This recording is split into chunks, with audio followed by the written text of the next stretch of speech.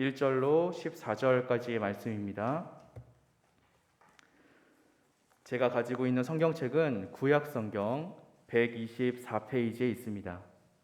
출애굽기 28장 1절로 14절까지 제가 한 절, 여러분이 한 절 교독하시겠습니다.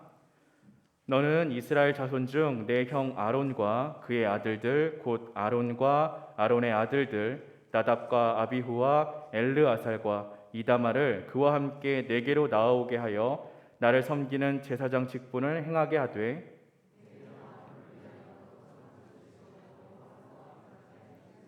너는 무릇 마음에 지혜 있는 모든 자 곧 내가 지혜로운 영으로 채운 자들에게 말하여 아론의 옷을 지어 그를 거룩하게 하라. 내게 제사장 직분을 행하게 하라.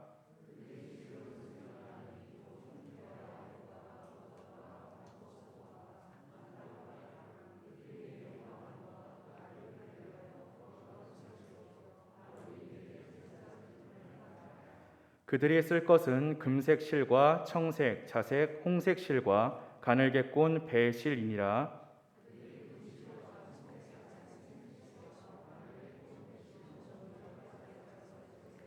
그것에 어깨바지 둘을 달아 그 두 끝을 이어지게 하고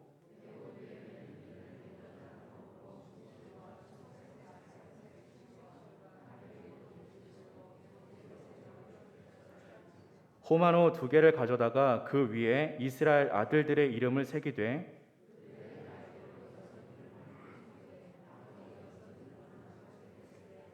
보석을 새기는 자가 도장에 새김같이 너는 이스라엘 아들들의 이름을 그 두 보석에 새겨 금태에 물리고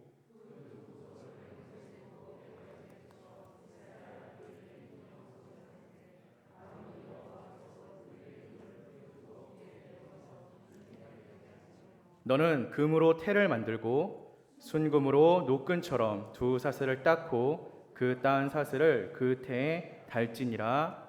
아멘. 많은 분들이 아실 수도 있을 텐데요. 저는 패션 감각이 꽝입니다. 네, 저는 옷을 예쁘게 입는 방법을 잘 모릅니다. 생맹이고요. 네, 뭐가 조화로운지도 잘 모릅니다. 저에게 있어서 옷이란 멋을 부리기 위해 입는 것이 아니고요. 추위에서 보호해주는 수단이고 뜨거운 햇빛을 가려주는 수단일 뿐입니다. 조금 더 원초적으로 다가가자면 저에게 옷은 부끄러운 저의 몸을 가리는 용도라고 할 수 있겠습니다. 부끄러운 곳, 보여주기 힘든 곳, 이런 걸 가리기 위해서 옷을 입는 것이죠. 잘 생각해 보면요, 옷의 진짜 목적은 이런 것 같습니다. 나의 몸을 가리기 위한 것. 한번 생각해 보시기 바랍니다. 우리가 만약에 지금 옷을 안 입고 있다라고 한다면 서로 민망해서 앉아 있을 수가 없겠죠. 이렇게 눈을 마주치고 이야기하는 것은 생각도 하지 못할 일일 것 같습니다.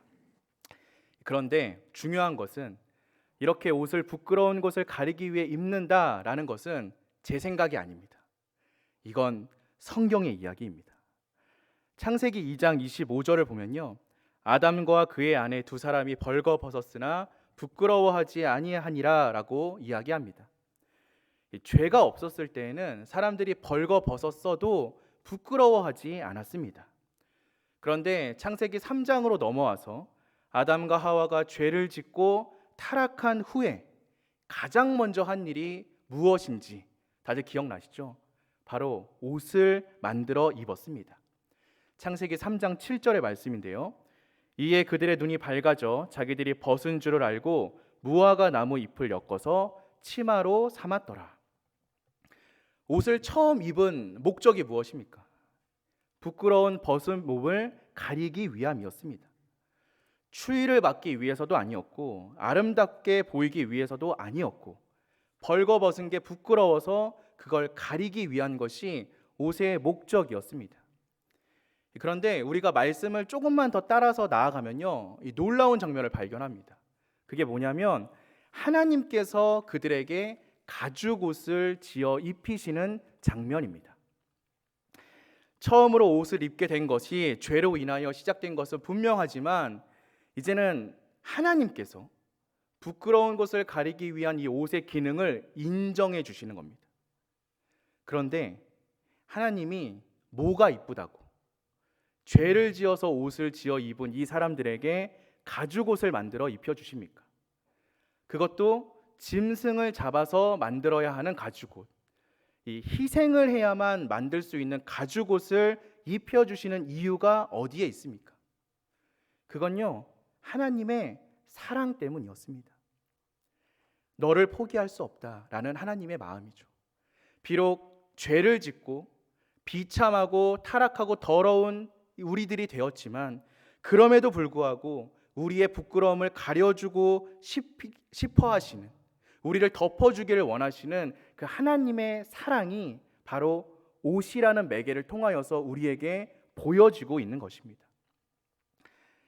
그리고 여기서 한 발 더 나아가서 옷의 기능은 조금 확장됩니다. 그건 바로 자신의 자기 인식이라는 사실입니다. 제가 과거 몇 년 전까지 매년마다 충격을 받았던 장소가 있는데요. 그게 어디냐면 예비군 훈련장입니다. 이제 저도 어느덧 나이가 들어 예비군이 끝나서 민방위가 되었는데요. 얼마 전까지 이 예비군 훈련장을 가면요, 정말 충격을 금치 못하는 장면들을 마주합니다. 저는 이제 학생 때 예비군을 자주 받아서요. 같은 학교 학생들하고 같이 예비군 훈련을 받게 되거든요. 그러면 그 학생들의 직업이 뭘까요? 대학원생들하고 같이 가니까요, 전부 다 전도사님들이죠. 네, 전도사님들. 밖에서는 전도사님인데요, 군복을 입고 예비군 훈련장에 딱 들어가는 순간 다들 주머니에 손을 넣고 게을러지고요, 말을 막 하게 되고요, 바닥에 눕고 뒹굴뒹굴 하게 됩니다. 옷을 갈아입었다라는 그 이유 하나 때문에 자기 인식이 바뀌는 것이죠. 아담과 하와에게 가죽옷은 어떠했나요? 그건 역시 자기들의 자기 인식 그리고 행동을 규제하는 대상이었습니다. 자신들이 하나님께 죄를 지은 범죄자라는 사실을 끊임없이 각인시키는 대상이기도 했고요.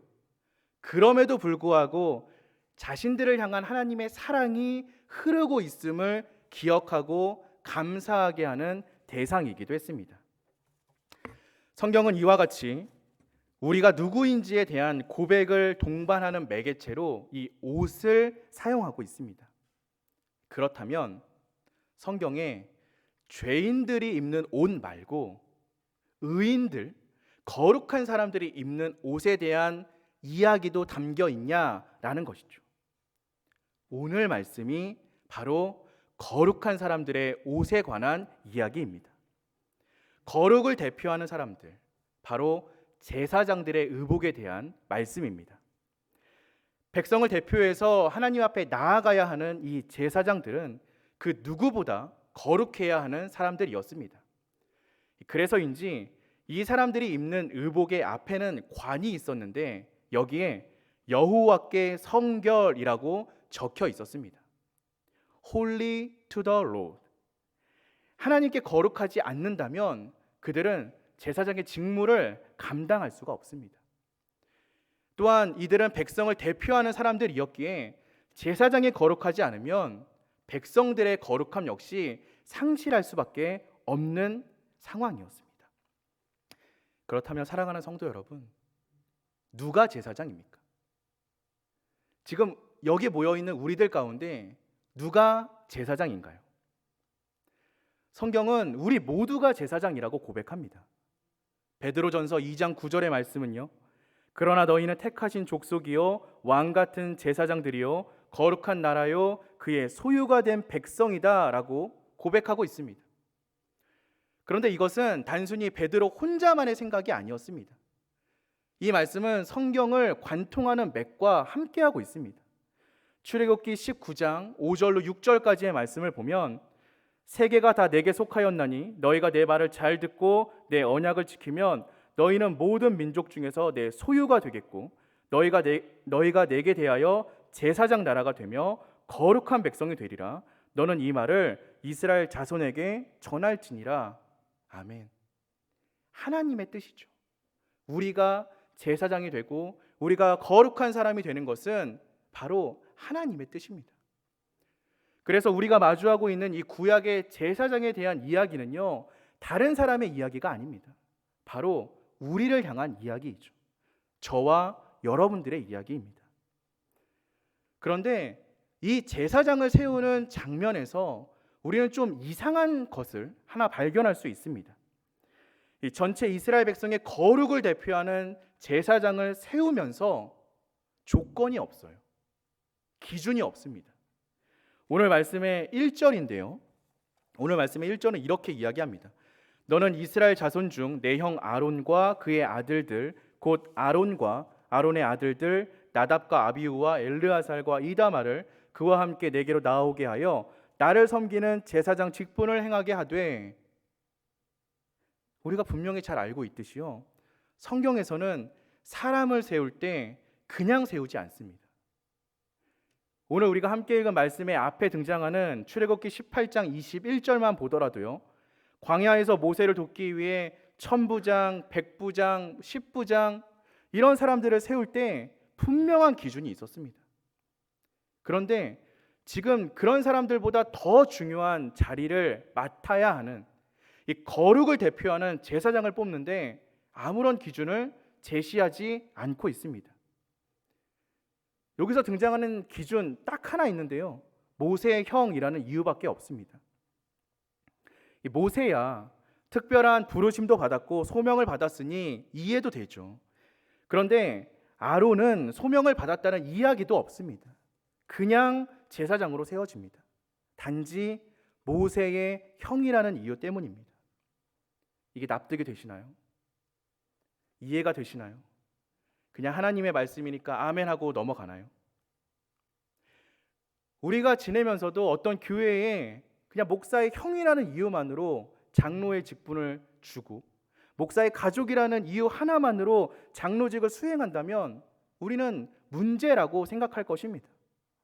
그런데 성경에서는 아무런 조건 없이 그저 가족이라는 이유 하나만으로 아론을 제사장으로 세우고 있습니다. 왜 그랬을까요? 이 질문에 대한 대답으로 하나님께서는 이렇게 말씀하십니다. 2절과 3절인데요. 내 형 아론을 위하여 거룩한 옷을 지어 영화롭고 아름답게 할지니 너는 물은 마음에 지혜 있는 모든 자 곧 내가 지혜로운 영으로 채운 자들에게 말하여 아론의 옷을 지어 그를 거룩하게 하여 내게 제사장 직분을 행하게 하라. 옷을 지어 그를 거룩하게 하여 제사장 직분을 행하게 하라. 앞서 제가 말씀드린 것처럼 거룩하지 않으면 할 수 없는 것이 바로 제사장입니다. 그런데 아론이 제사장 직분을 감당할 수 있는 것은, 그가 거룩하게 되는 것은 아론의 능력도 아니고요, 아론의 수양도 아니고요, 훈련도 아니고요, 인간 됨됨이도 아니고요, 그저 거룩한 옷을 지어 입었다라는 이유 때문이었습니다. 누구든지 그 옷을 입기만 한다면 아론이 아니라 그 어떤 사람도 제사장 직분을 감당할 수 있는 것입니다. 사랑하는 성도 여러분, 우리는 여기서 거룩에 대한 크고도 놀라운 비밀 하나를 깨달을 수 있습니다. 거룩은요, 우리의 노력으로 얻을 수 있는 게 아닙니다. 거룩은 우리가 애쓰고 힘쓴다라고 노력해서 얻어지는 게 아닙니다. 우리가 거룩 거룩 외친다고 얻을 수 있는 것도 아닙니다. 성경이 우리에게 분명히 말씀하고 있는 것은 거룩은 우리의 노력으로 얻어지는 것이 아니라 하나님에 의해서 입혀지는 것이라고 말씀하고 있습니다. 하나님이 우리를 덮어주실 때 비로소 우리는 거룩해질 수 있습니다. 이것이 얼마나 놀라운 이야기입니까? 우리는 어쩌면 이런 이야기를 마주하면서 이렇게 물어볼 수 있습니다. 아니, 무슨 옷 하나 입는다고 거룩해집니까? 우리의 질문에 성경은 이렇게 대답하고 있습니다. 하나님이 덮어서 덮지 못할 죄가 없다. 하나님이 가리셔서 가려지지 않을 허물이 없다. 하나님이 손으로 덮으시면 모든 문제가 해결된다라고요. 사랑하는 성도 여러분, 그렇게 우리는 내가 거룩한 사람이 되기 위해서 기대도 노력도 하지 않고 내려놓아야 합니다. 우리가 아무리 애를 쓰고 노력한다 할지라도 우리 안에서 꿈틀거리고 올라오는 이 세상적인 욕망과 이기심, 교만과 자기중심적인 생각은요, 결단코 없앨 수 없습니다. 우리는 죄를 이길 수 없습니다. 그렇게 반대로 우리가 신앙생활을 열심히 하고 있다고 해서 내가 거룩하다라고 자만해서도 안 됩니다. 신앙생활을 오래 했다고, 직분을 받았다라고 우리는 스스로 우리의 죄를 이길 수 없습니다. 목사라는 이름을 걸고 살아가고 있는 저 역시 마찬가지입니다. 저 역시 매일매일 죄 앞에서 꼬꾸라지고 쓰러지고 있습니다. 제가 붙잡을 수 있는 건 오직 하나밖에 없습니다. 그저 저를 덮어주시는 하나님의 손길과 옷자락밖에 없습니다. 그게 벗겨지면 제가 얼마나 보잘것없고 끔찍한 사람인지를 그 누구보다 제가 더 잘 알고 있기 때문입니다. 사랑하는 성도 여러분, 우리는 모두 똑같이 그렇게 살아가고 있는 사람들 아닌가요? 우리가 지금 모습에 착각하거나 안주하지 않기를 소망합니다. 우리가 할 수 있는 것이 무엇이 있습니까? 그저 하나님의 능력을 신뢰하고 하나님의 능력을 붙잡는 것밖에 없습니다. 하나님, 거룩의 옷을 입혀주세요 하고 간구하며 살아가는 것밖에 방법이 없습니다. 나는 거룩해질 수 없지만 나를 거룩하게 하시는 하나님의 능력이 있으니 그 능력을 간구하며 살아가는 것입니다. 그렇기에 우리의 신앙생활에는요, 쉼이 있을 수 없어요. 끝없이 달려야 하고요, 끝없이 간구하고 끝없이 매달려야 합니다. 어떤 목사님께서는 신앙생활은 험한 세상의 물결을 거스르는 것과 같다라고 표현하신 적이 있습니다. 우리가 흐르는 물 위에서 가만히 서 있으면 어떻게 됩니까? 그냥 그 자리에 머물러 있는 것이 아니고요, 물결에 떠내려 내려갈 수밖에 없죠. 그러니 우리는 쉼없이 달려가야 합니다. 물결을 거슬러서 하나님께 나아가야 합니다. 주님의 손길을 구하면서 주님의 옷자락을 붙잡으면서 우리에게 거룩의 옷을 덮어달라고 기도하며 울며 불며 부르짖으며 나아가야 합니다. 그렇다면 우리가 간구해야 하는 그 거룩의 옷이 도대체 무엇입니까? 우리가 입혀달라고 기도해야 하는 그 거룩의 옷이 도대체 무엇입니까? 오늘 성경의 말씀을 통하여서 우리에게 말씀하고 계시는 이 제사장의 의복을 따라 우리가 입어야 하는 거룩의 옷이 무엇인지 나누는 귀한 시간이 되기를 소망합니다. 먼저 우리가 입어야 하는 것은요, 반포 속옷입니다. 이 속옷은 가는 배실로 짠 것으로 색깔이 흰색이었습니다. 성경에는 보통 색깔이 가지고 있는 특별한 의미들이 있는데요, 흰색은 우리가 다 알고 있는 것처럼 정결함, 깨끗함입니다. 가장 먼저 우리가 이 흰색 옷을 입어야 하는 이유는 바로 거룩이 정결함의 바탕을 두고 있기 때문입니다. 정결하고 깨끗하지 않다면 거룩함도 없습니다. 우리는 모든 죄를 끊고 모든 죄를 이겼기 때문에 거룩의 옷을 입는 것이 아닙니다. 거룩의 옷을 입는 순간 그동안 모든 죄된 습관과 상하고 쓴 뿌리 같은 것들이 나를 지배하지 못하도록 결단하고 덮고 그것을 누르며 살아갈 수 있어야 합니다. 그래서 우리는 늘 거룩을 위해 기도해야 하는데요, 더러운 습관들, 예전에 죄악된 모습들을 끊어낼 수 있게 해달라고 기도하며 간구해야 합니다. 우리가 잘 알고 있는 어거스틴이라는 신학자의 회개의 장면에도 이와 같은 이야기들이 등장합니다. 죄악에 빠져서 살아가고 있었던 어거스틴은 로마서 13장 12절로 14절의 말씀을 통하여서 회심하고 돌아서게 됩니다. 그 말씀은 이렇게 고백하는데요, 밤이 깊고 낮이 가까웠으니 그러므로 우리가 어둠의 일을 벗고 빛의 갑옷을 입자. 낮에와 같이 단정히 행하고 방탕하거나 술 취하지 말며 음란하거나 호색하지 말며 다투거나 시기하지 말고 오직 주 예수 그리스도로 옷 입고 정욕을 위하여 육신의 일을 도모하지 말라. 오직 예수 그리스도로 옷 입고 정욕과 육신의 일들을 완전히 덮어버리는 정결함의 옷, 우리가 입어야 하는 것은 바로 이런 옷입니다. 사람이 변화하는 것은요, 차근차근 변화하는 것이 아니고요, 한순간 옷을 갈아입는 것처럼 바뀌는 것입니다. 어느 날 갑자기 변화하는 것이죠. 우리에게도 이런 변화와 결단이 있기를 소망합니다. 더러운 죄악을 끊어버리고 정결의 시작으로 거룩함을 입는 우리가 되기를 소망합니다. 나아가서 우리는 겉옷을 입어야 합니다. 성경은 이 겉옷이 하늘색이다라고 표현하는데요, 바로 하늘을 옷 입는 것입니다. 결국 거룩은 하늘로부터 오는 것입니다. 우리의 기쁨의 근원, 우리의 모든 가치가 바로 하나님께 있음을 고백하고 기억하고 살아가야 하는 것입니다. 우리의 삶 가운데 욕망과 의미와 가치가 이 땅 가운데 있다면 어찌 우리가 거룩의 삶을 살아갈 수 있겠습니까? 그 모양이 아무리 멋지다 할지라도, 볼품이 있다 할지라도 땅이나 사람에게서 근원한 것은 결단코 거룩할 수 없습니다. 정욕을 위하여서 육신의 일을 도모하지 않는 것, 그것이 바로 거룩의 길입니다.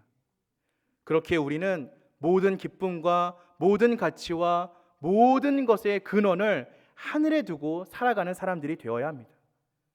세상이 때때로 절망을 주고 만족을 주지 못한다 할지라도 거룩의 옷을 입었을 때 우리는 만족할 수 있습니다. 하나님의 위로와 소망이 우리와 함께하고 있기 때문입니다. 다음으로 걸쳐야 할 것은 바로 에봇입니다. 사실 에봇이 어떠한 것인지 우리는 명확하게 알 수 없습니다. 성경이 이것을 자세하게 묘사하고 있지는 않기 때문입니다. 하지만 우리가 분명하게 알 수 있는 것은 이 에봇이 제사장과 선지자가 입었던 의복이라는 사실입니다. 다시 말하면 거룩이란 우리의 삶에서 제사장으로서의 삶, 선지자로서의 삶, 즉 사역이 함께해야 함을 의미하고 있습니다. 나의 시간, 나의 힘을 나를 위하여 살아가는 것이 아니라 하나님의 나라를 위하여서, 하나님이 기뻐하시는 그 방향을 위하여서 살아가는 것, 그것이 바로 거룩입니다. 그 일이 크든 작든 그것은 중요하지 않습니다. 우리에게 주어진 사역의 장, 우리의 가정에서, 우리의 직장에서, 우리가 속한 이 교회에서 하나님께서 원하시는 바를 위하여 내 시간, 내 정성, 내 힘을 다해 섬기고 사역하는 것, 이것이 바로 거룩의 삶입니다. 그런데 이 에봇에는요, 재미있는 특징이 있는데요, 이 조끼처럼 되어 있는 이 옷의 어깨 위에 보석이 있는데 그 보석에 이스라엘 12지파의 이름이 새겨져 있다는 사실입니다. 이 이야기는 무슨 이야기냐면요, 사역은 이처럼 어깨에 짊어지고 하는 것이라는 겁니다. 책임이 중요하다는 이야기입니다. 힘들다 할지라도, 조금 어렵다 할지라도 집어던지면 사역이 아닙니다. 묵묵히 참고 인내하며 나아갈 때 우리의 일이 사역이 될 수 있습니다. 우리의 어깨에 내 가정을, 내 직장을, 우리 교회를 짊어지고 나아가는 것이 바로 제사장의 삶이요, 에봇을 짊어진 삶이기 때문입니다. 기분 좋을 때 막 열심히 하다가 기분이 좀 틀어졌다고 집어던지는 것이 아니라 정말로 힘들고 어려운 순간에, 요즘과 같은 이 시기에 그저 주님께서 맡겨주신 그 자리에 묵묵히 서서 버티고 인내하고 서 있는 것이 사역이요, 거룩이요, 제사장의 직분을 다하는 것임을 우리는 기억해야 한다는 것이죠. 마지막으로 우리가 붙잡아야 할 것은요, 바로 흉패입니다. 우림과 둠밈이 들어있는 이 흉패를 저는 열정이라고 표현하고 싶습니다. 바로 하나님의 뜻대로 살아가는 열정이라고 이야기하고 싶습니다. 내 마음대로 내 삶을 이리저리 움직일 수 있지만 하나님의 말씀에 귀를 기울이고 살아가는 것, 그것이 바로 거룩이죠. 그런데 하나님께서 원하시는 길은요, 혼자 걸어가는 것은 거룩이 아닙니다. 이 흉패 역시 보석이 12개가 박혀 있었습니다. 12개의 보석은 이스라엘의 12지파를 상징합니다.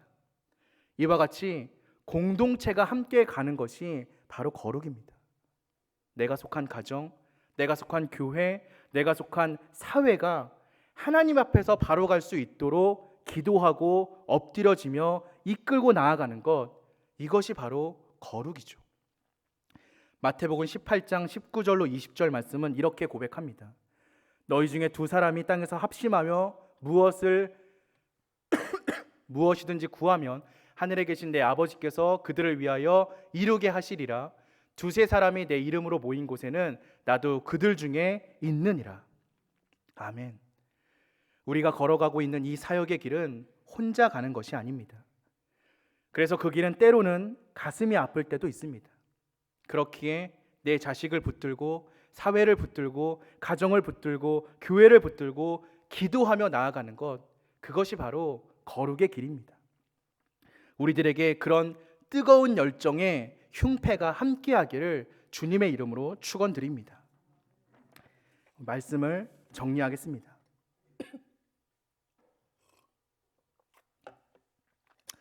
거룩의 옷을 입는다는 것, 이것은 다른 말로 표현하자면 예수 그리스도를 입는 것입니다. 이것은 아주 단순합니다. 예수 그리스도께서는 대제사장이실 뿐만 아니라 그분 스스로께서 거룩의 길을 어떻게 걸어가야 하는지 우리에게 잘 보여주셨습니다. 십자가와 사역을 통하여서 그 정결함과 하늘로부터 오는 능력과 사역과 견디고 참는 것과 책임과 하나님의 의를 이루기 위한 뜨거운 가슴이 무엇인지를 우리에게 잘 보여주셨습니다. 우리는 그분의 길을 따라 걸어가기만 하면 됩니다. 사랑하는 성도 여러분, 거룩의 옷을 입는 저와 여러분 되시길 소망합니다. 그리스도를 입는 저와 여러분 되시기를 소망합니다. 우리의 의지를 하나님께 내어드리기만 한다면 주님께서는 우리에게 옷을 입혀 주실 것입니다. 그래서 거룩은 결단입니다. 거룩은 성취가 아니라 결단입니다. 지금 내가 그 옷을 입겠다라고 결단하는 것입니다. 나중으로 미뤄서는 안 됩니다. 지금 결단해야 합니다. 내 처지가 이러니까 할 수 없다, 아무 소용 없습니다. 이런다고 되겠는가 우리의 생각이 든다 할지라도 괜찮습니다. 거룩의 옷을 입는 것은 아주 단순합니다. 입겠다 결단하고 구하기만 하면 하나님께서 그 옷을 입혀주시기 때문입니다. 오늘 이 기도의 시간, 우리가 거룩의 옷을 간구하는 저와 여러분들 되시길 소망합니다. 그래서 이 예배당을 나가는 우리들 모두가 하나님께서 입혀주시는 거룩의 옷을 걸치고 나아가는 하나님의 제자들이 되길 소망합니다. 주님께서 원하시는 일을 감당하는 우리들, 세상 속에서 하나님의 사역을 보여주며 나아가는 우리들로 거듭나는 이 예배의 시간 되기를 주님의 이름으로 축원드립니다. 우리 함께 기도하겠습니다.